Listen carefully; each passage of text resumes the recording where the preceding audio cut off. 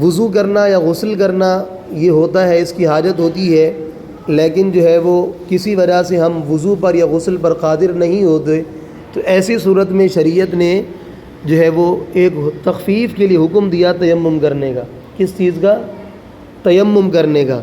تیمم ویسے تو کہتے ہیں ارادہ کرنے کو، لیکن شریعت کے اندر جو ہے وہ ایک خاص اصطلاح کے لیے یہ لفظ استعمال کیا جاتا ہے۔ تیمم کے حوالے سے مختصر سی بات میں آپ کو بتاتا ہوں، پھر جو ہے ہم اپنے ٹائم پر انشاءاللہ یہ سیشن ختم کرتے ہیں۔ تیمم کے ٹوٹل جو ہے وہ 3 فرائض ہیں۔ کتنے فرائض ہیں؟ 3۔ چونکہ ہمیں تیمم بھی سیکھنا ہے، اس کی بھی حالت ہمیں پڑ سکتی ہے۔ تیمم کے اندر 3 فرض ہیں۔ پہلا فرض ہے نیت کرنا۔ کیا ہے؟ نیت کرنا۔ اور دوسرا ہے سارے منہ پر ہاتھ پھیرنا۔ کیا ہے؟ سارے منہ پر ہاتھ پھیرنا۔ اور تیسرا ہے کوہنیوں سمیت دونوں ہاتھوں کا مسح کرنا۔ کوہنیوں سمیت دونوں ہاتھوں کا مسح کرنا۔ تو تیمم کے کتنے فرض ہیں؟ 3۔ نیت کرنا، نمبر 2 سارے منہ پر ہاتھ پھیرنا، اور نمبر 3 کوہنیوں سمیت دونوں ہاتھوں کا مسح کرنا۔ یہ تو ہو گئے اس کے 3 فرض۔ اب تیمم کے اندر مزید جو ہے وہ 10 سنتیں ہیں۔ کتنی سنتیں ہیں؟ 10 سنتیں ہیں۔ پہلی سنت ہے بسم اللہ شریف پڑھنا۔ دوسری سنت ہے ہاتھوں کو زمین پر مارنا۔ ہاتھوں کو زمین پر مارنا۔ تیسری سنت ہے زمین پر ہاتھ مار کر لوٹ دینا، یعنی ہاتھوں کو آگے بڑھانا پھر پیچھے لانا۔ اس کا پریکٹیکل بھی انشاءاللہ ہم کرتے ہیں، میں آپ کو طریقہ کر کے انشاءاللہ بتاؤں گا کہ کس طرح یہ کرنا ہے۔ اور پھر یہ ہے کہ انگلیاں کھلی ہوئی رکھنا، انگلیاں کھلی ہوئی رکھنا، جی ہاں۔ اور ہاتھوں کو پھر جھاڑ لینا۔ ہاتھوں کو کیا کر لینا؟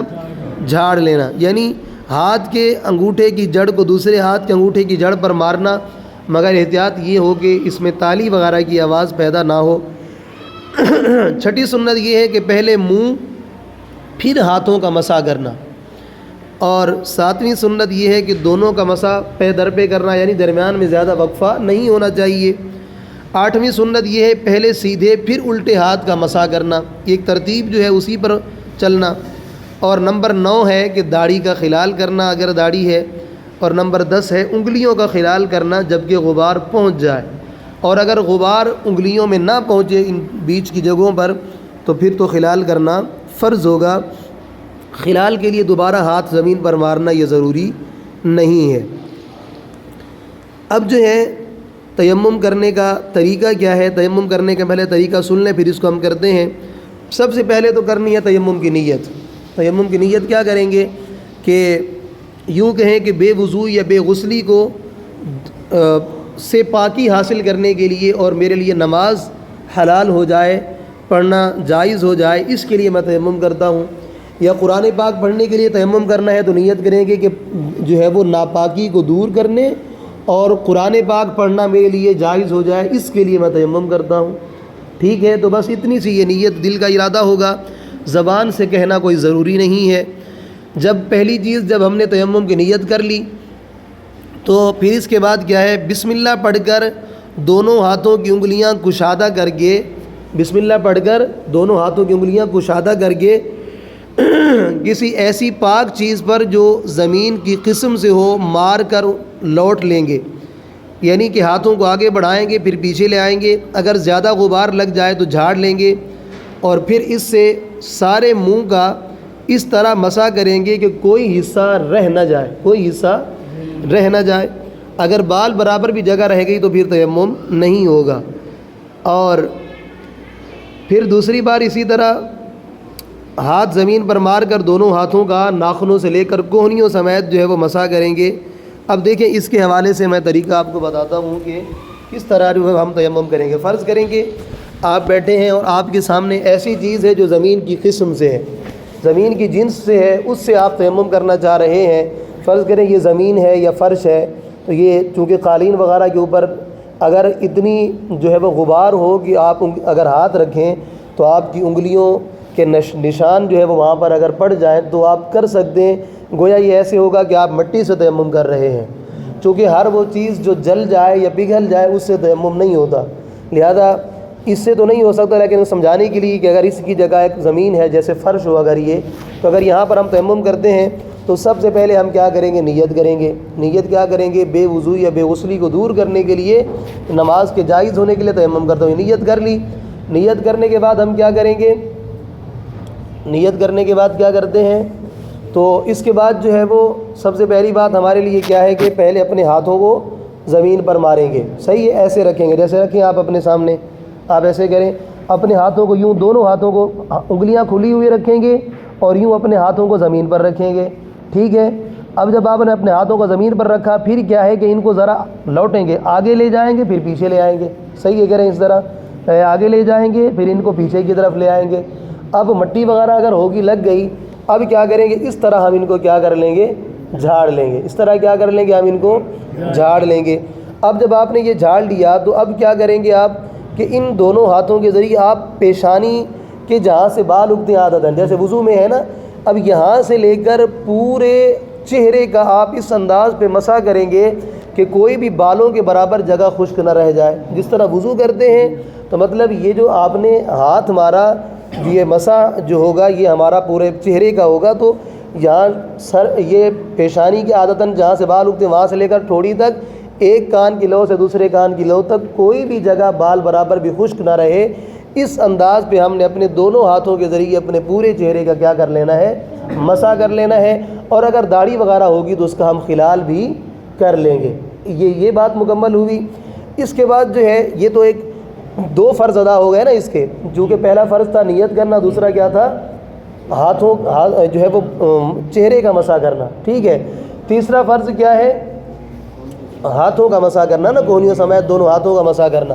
اب اس دوسرے کے لیے دوبارہ ہم کیا کریں گے؟ وہی اسی طرح، اسی پہلے کی طرح ہم ہاتھ رکھیں گے زمین پر، پھر ان کو لوٹیں گے، پہلے آگے لے جائیں گے پھر ان کو پیچھے کی طرف لے آئیں گے، ٹھیک ہے؟ اب اس کے بعد دیکھیں گے اب ہم نے کرنا ہے دونوں ہاتھوں کا مسح۔ اب ایک تو یہ ہے کہ آپ جو ہے وہ ویسے ہی جیسے آپ نے یہ ہاتھ کی ایسے ہی سارا یوں لے جائیں اور ایسے ہی آپ جو ہے وہ یہ تیمم کر لیں، مسح کر لیں، اسی طرح دوسرے ہاتھ کا کر لیں، اس طرح بھی ہو جائے گا، مگر یہ خلاف سنت ہوگا۔ سنت طریقہ کیا ہے اس کا؟ میں آپ کو دیکھیں، اب جب ہم نے یہ ہاتھ اٹھائے نا، اب اس کا سنت طریقہ یہ ہے کہ جو آپ کا الٹا ہاتھ ہے، الٹے ہاتھ کی یہ جو چار انگلیاں ہیں، انگوٹھے کو چھوڑ کر، ہتھیلی کو چھوڑ کر، الٹے ہاتھ کی ہتھیلی اور الٹے ہاتھ کے انگوٹھے کو چھوڑ کر یہ جو چار انگلیاں ہیں، ان کو آپ جو ہے سیدھے ہاتھ کی انگلیوں کی پشت پر رکھیں، اس طرح سیدھے ہاتھ کی انگلیوں کی پشت پر رکھیں۔ اب یہاں سے آپ یوں رکھیں گے تو اب ان کو یوں ایسے مسح کرتے ہوئے، بالکل اس طرح مسح کرتے ہوئے آپ جو ہے وہ یہاں تک لے کر آئیں، ٹھیک ہے؟ اب آپ کی یہ چار انگلیاں استعمال ہوئیں۔ اس کے بعد آپ کیا کریں؟ یہ ہتھیلی اس کو یوں، اس کے ذریعے یوں مسح کرتے ہوئے یہاں تک لے کر آئیں، یہاں تک مسح ہو چکا، ٹھیک ہے؟ اب یہ رہ گیا ہمارا، یہ انگلیاں بھی استعمال ہو گئیں، یہ ہتھیلی بھی استعمال ہو چکی، انگوٹھا رہ گیا۔ اس انگوٹھے کے ذریعے اس انگوٹھے کا، سیدھے ہاتھ کے انگوٹھے کا مسح کر لیں گے۔ اس طرح کریں گے تو یہ ہوگا سنت کے مطابق تیمم کرنا۔ بالکل اسی طریقے کے مطابق دوسرے ہاتھ کا کرنا۔ دیکھیں یہ ہاتھ ہم نے اس کے ذریعے اب کس طرح کریں گے؟ یہ چار انگلیاں ہیں سیدھے ہاتھ کی، سیدھے ہاتھ کی چار انگلیاں، انگلیوں کے پیٹ جو ہے الٹے ہاتھ کی چار انگلیوں کی پشت کے، چار انگلیوں کے سروں سے، یہ جو سرے ہیں یہاں سے لے کے ان کو کھینچتے ہوئے جو ہے وہ آپ اس کو کونی سے آگے تک یوں لے جائیں، ٹھیک ہے؟ پھر اس کے بعد اس ہاتھ کی ہتھیلی کے ذریعے اس کو آپ یوں کھینچتے ہوئے پھر یہاں پر، یہاں تک اس کے ہاتھ کے پہنچے تک اور اس ہتھیلی کے قریب یہاں تک لے کر آئیں گے، ٹھیک ہے؟ اب یہ انگوٹھا رہ گیا، اب اس کے ذریعے یوں مسح کر لیں گے تو یہ آپ کا تیمم ہو گیا اور یہ سنت کے مطابق تیمم کرنا کہلائے گا۔ سمجھ آ گیا؟ بالکل انتہائی آسان ہے۔ بعض لوگ تیمم کے نام سے گھبراتے ہیں کہ تیمم پتہ نہیں کیا مشکل چیز ہوگی، حالانکہ یہ اس کے تین فرض ہیں: نیت کرنا، چہرے کا مسح کرنا اور اپنے دونوں ہاتھوں کا کونیوں سمیت مسح کرنا۔ اس کا طریقہ میں نے بتا دیا۔ اچھا یہ طریقہ اگر بھول جائے تو مسئلہ نہیں، آپ تیمم اگر کرنا ہے سنت کے خلاف اگرچہ ہوگا، ہمیں سیکھنا یاد رکھنا چاہیے، لیکن اگر آپ جیسے ہم نے یوں ہاتھوں کو آگے پیچھے کیا اور یوں جھاڑ لیا، اب ویسے ہی اگر آپ یوں کرتے ہیں جس طرح عام طور پر کہ ویسے اپنے ذریعے آپ اپنے طریقے پر آپ یوں ہاتھ صحیح طریقے سے ہر جگہ پر پھیر لیتے ہیں، تب بھی تیمم بہرحال آپ کا ہو جائے گا، تیمم آپ کا ہو جائے گا، لیکن سنت طریقہ وہی ہے جو آپ کے سامنے بیان کیا۔ ابھی جو ہے وہ چند چیزیں یہ ہم سن لیتے ہیں کہ تیمم کن چیزوں سے ہوتا ہے، کن چیزوں سے نہیں ہوتا، پھر اس کے بعد اپنی بات ہم ختم کرتے ہیں۔ جو چیز آگ سے جل کر نہ راکھ ہوتی ہے نہ پگھلتی ہے اور نہ نرم ہوتی ہے وہ چیز کہلاتی ہے زمین کی جنس سے، زمین کی قسم سے، اس چیز سے تیمم کرنا جائز ہے۔ اب جیسا کہ ریتا ہے اس سے بھی تیمم جائز ہے، ریتا بھی نہ جلتا ہے نہ پگھلتا ہے نہ نرم ہوتا ہے، اسی طرح سرما، اسی طرح گندھک جو ہے، اسی طرح پتھر ماربل وغیرہ، زبرجد، عقیق وغیرہ جواہر سے تیمم جائز ہے، چاہے ان پر غبار ہو یا نہ ہو، کیونکہ یہ خود ہی زمین کی جنس سے ان پر غبار ہونا کوئی ضروری نہیں ہے۔ دوسری چیز ہے پکی اینٹ، چینی یا مٹی کے برتن سے تیمم جائز ہے۔ ہاں اگر ان پر کسی ایسی چیز کا جرم ہو یعنی طے ہو جو جن سے زمین سے نہیں، مثلا کانچ کا جرم ہو تو تیمم جائز نہیں ہوگا۔ عموماً چینی کے برتن پر کانچ کی تہ چڑھی ہوتی ہے، لہذا جس برتن پر کانچ کی تہ وغیرہ چڑھی ہوئی ہو تو اس سے تیمم نہیں ہو سکتا، چونکہ ظاہر ہے وہ زمین کی جنس سے نہیں ہے تو اس سے تیمم نہیں ہوگا۔ اسی طرح جس مٹی پتھر وغیرہ سے تیمم کیا جائے اس کا پاک ہونا بھی ضروری ہے، یعنی نہ اس پر کسی نجاست کا اثر ہو، نہ یہ کہ صرف خشک ہونے سے نجاست کا اثر جاتا رہا ہو۔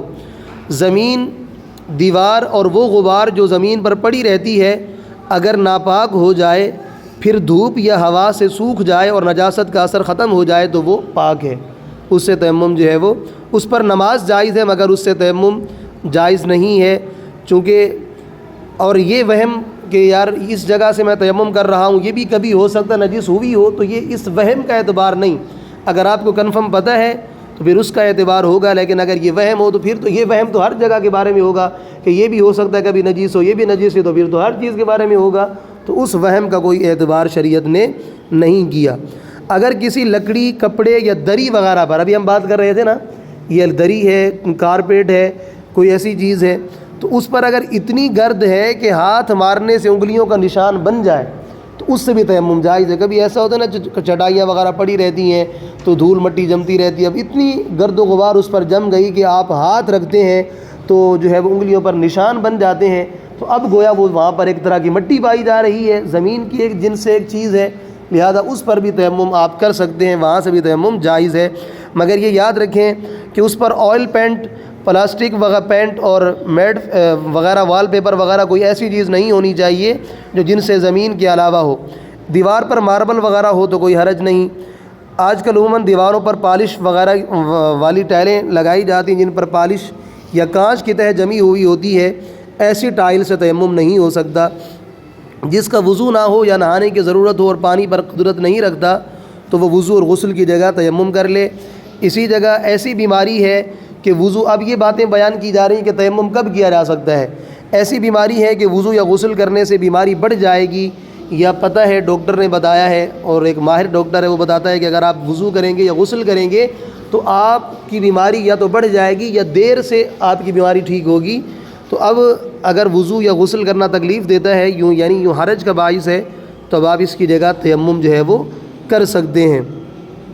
اسی طرح اگر سر سے نہانے میں بعض اوقات کسی کو زکام وغیرہ ایسا ہوتا ہے کہ ڈاکٹر کہتا ہے کہ آپ جو ہے وہ نہائیں تو صحیح مگر سر پر پانی نہ ڈالیں، اگر سر سے نہانے میں پانی نقصان کرتا ہو تو پھر گلے سے نہائیں اور پھر اوپر پورے سر کا مسح کر لیں گے، یعنی کہ ہاتھ کو گیلا کر کے پھر یوں پورے سر کا، جیسے وضو میں مسح کرتے ہیں تو ایسے ایک ہاتھ جو ہے وہ پورے سر پر مکمل پھیر لیں گے، ٹھیک ہے۔ تو یہ بھی ایک آسانی شریعت نے ہمیں دی ہے۔ اور اسی طرح جو ہے وہ جہاں چاروں طرف ایک ایک میل تک پانی کا پتہ نہ ہو، پانی نہ مل سکے، وہاں بھی تیمم کیا جا سکتا ہے۔ بس اوقات مدنی قافلوں میں سفر وغیرہ ہوتا ہے تو کوئی ایسی جگہیں آتی ہیں جہاں پر پانی وغیرہ نہیں ملتا، تو وہاں بھی تیمم کی صورت جو ہے بن سکتی ہے جب شرط پائی جائے گی۔ یہ اگر اتنا آب زمزم ہو جو وضو کے لیے کافی ہے تو آب زمزم شریف سے وضو کرنا ہوگا، تیمم کی اجازت نہیں ہوگی۔ اگر اتنی سردی ہے کہ نہانے سے مر جانے یا بیمار ہونے کا قوی اندیشہ ہے اور نہانے کے بعد سردی سے بچنے کا کوئی سامان بھی نہیں، اگر ایسا ہے کہ سردی لگے گی مگر بعد میں کوئی ہیٹر وغیرہ یا کمبل وغیرہ کسی کے ذریعے بچ جائے گا، سردی نہیں، نقصان نہیں ہوگا، پھر بھی نہائے۔ لیکن اگر نہ تو جو ہے وہ اس کے پاس کوئی سردی سے بچنے کے لیے کوئی چیز ہے اور نقصان کرتا ہے پانی سردی میں، تو پھر جو ہے وہ اس کی جگہ تیمم کر سکتا ہے۔ اسی طرح قیدی کو قید خانے والے وضو نہیں کرنے دیتے، تیمم کر کے نماز پڑھ لے اور بعد میں اعادہ کرنا پڑے گا۔ اگر وہ دشمن یا قید خانے والے نماز بھی نہ پڑھنے دیں تو پھر اشارے سے نماز پڑھے، مگر نماز پڑھے اور بعد میں پھر اعادہ کرے۔ اگر یہ گمان ہے کہ پانی تلاش کرنے جائے گا، قافلہ نظروں سے چلا جائے گا یا ریل چھوٹ جائے گی، گاڑی چلی جائے گی، تو بھی تیمم کرنا جائز ہے۔ اسی طرح مسجد میں یہ اعتکاف میں یہ معاملہ پیش آتا ہے، مسجد میں اگر سو رہا تھا، غسل فرض ہو گیا، اب جہاں تھا وہیں فوراً تیمم کر لے، اب ایسے تو باہر مسجد سے نکلنے سے رہا، وہاں سے تیمم کر لے، یہی احتیاط کے زیادہ قریب ہے، پھر باہر نکل آئے، تاخیر کرنا یہ حرام ہے۔ اگر وقت اتنا تنگ ہو گیا کہ وضو یا غسل کرے گا تو نماز قضا ہو جائے گی، چاہے فجر کی نماز عموماً ایسا ہوتا ہے کہ اگر اٹھے تو پتہ چلا غسل فرض ہے اور دیکھا گھڑی پر نماز کا تو ٹائم جو ہے وہ چلا جائے گا، اگر میں غسل کروں گا تو پھر یہ شرعی مسئلہ ہے کہ ایسی صورت میں تیمم کر کے نماز پڑھ لے، پھر وضو یا غسل کر کے نماز کا اعادہ کر لے۔ اب اس سے فائدہ کیا ہوگا؟ آپ سوچیں گے نماز تو دوبارہ پڑھنی ہے، نماز دوبارہ پڑھنی، مگر فائدہ یہ ہوگا کہ قضا کرنے کا گناہ نہیں آئے گا، یہ فائدہ اس کا ہو جائے گا۔ اور عورت اگر حیض و نفاس سے پاک ہو گئی، پانی پر قادر نہیں ہے تو وہ بھی تیمم کر سکتی ہے۔ اگر ایسی جگہ ہے جہاں نہ پانی ملتا ہے اور نہ ہی تیمم کے لیے پاک مٹی ہے، مطلب کچھ بھی نہیں، نہ تو تیمم کرنے کا کوئی معاملہ ہے نہ ہی پانی ہے کہ اس سے وضو یا غسل کرے، تو وقت نماز میں نماز پھر بھی نہیں چھوڑے گا، نماز کسی صورت بنا لے، یعنی تمام حرکات نماز بغیر نماز کی نیت کے بجا لائے۔ شریعت نے یہ حکم اس لیے دیا کہ تاکہ نماز کی عادت برقرار رہے، کہیں ایسا نہ ہو کہ وہ اس عذر کی وجہ سے نماز چھوڑتا رہے اور اس کی عادت ہی بن جائے نماز چھوڑنا۔ اسی طرح عورت کے جب یہ دن آتے ہیں تو عورت کے لیے بھی حکم یہ ہے کہ کم از کم یہ ہے کہ وہ ان دنوں میں مصلی وغیرہ بچھا کر بیٹھ جائے، درود پاک وغیرہ پڑھ لے، مگر یہ کہ عادت وہ ترک نہ کرے مصلی پر بیٹھنے کی، کہیں ایسا نہ ہو کہ یہ دن اگر کسی کے زیادہ ہوتے ہیں عادت کے اعتبار سے، کسی کے کم ہوتے ہیں، تو اتنے دنوں جب وہ نماز سے بے تعلق رہے گی تو نماز سے کی عادت ختم نہ ہو جائے۔ اس لیے شریعت نے دیکھیں نماز کی کتنی تاکید کی ہے، اور جو ہے وہ ایسی صورت میں مگر پاک مٹی یا پانی پر قادر ہونے پر وضو یا تیمم کر کے نماز پڑھنی ہوگی۔ وضو اور غسل دونوں کا تیمم ایک طرح کا ہے، یعنی ایسا نہیں ہے کہ غسل لازم ہو تو طریقہ الگ ہو، وضو لازم ہو تو طریقہ الگ ہو، دونوں کا طریقہ ایک جیسا ہے۔ الحمدللہ آج کی ہم نے غسل کے بارے میں بھی سنا اور تیمم کے بارے میں بھی الحمدللہ آج ہم نے جانا۔ اللہ رب العالمین ہم سب کو علم دین کی برکتیں عطا فرمائے۔ اور آج جمعرات ہے، اور جمعرات کے دن جو ہے وہ ویسے آج کل تو عام دنوں میں تو جمعرات کو اجتماع ہوتا ہے، اور رمضان شریف میں جمعہ کے دن جو اجتماع کا سلسلہ ہوتا ہے ہفتہ وار سنت بھرے اجتماع کا، اور یہ عصر سے لے کر مغرب تک اجتماع ہوتا ہے۔ آپ کے قریب ہری مسجد وغیرہ کے اندر اجتماع ہوتا ہے میرے خیال میں، تو آپ تمام جو ہے وہ وہاں پر شرکت کیجیے گا۔ اللہ رب العالمین ہم سب کو دینی محافل کی برکتیں عطا فرمائے، آمین بجاہ النبی الامین صلی اللہ علیہ وسلم۔